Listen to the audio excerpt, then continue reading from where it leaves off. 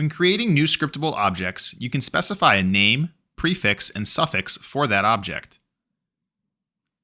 If use expansion is enabled, you can use placeholders for the index and object type when naming new scriptable objects.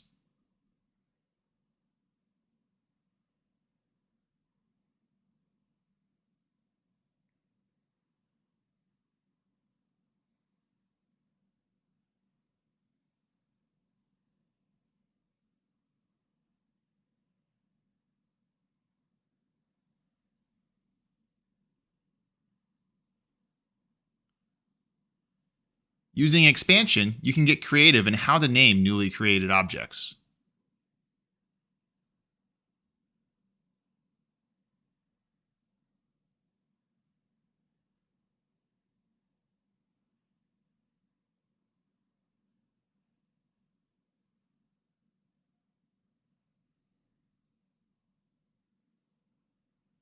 Use the search bar to find objects with a specific name.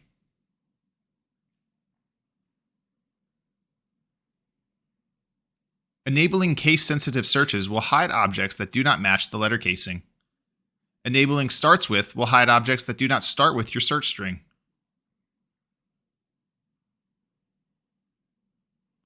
The scanning settings determine where and how to look for object types. By default, Scriptable Sheets searches for objects in your Assets folder. This can be unoptimal in larger projects. Use the Scan Path option to search for objects within a specific folder.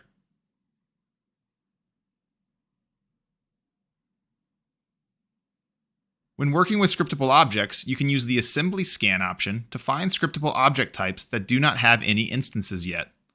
The Assembly Scan option also enables you to create new instances of those object types.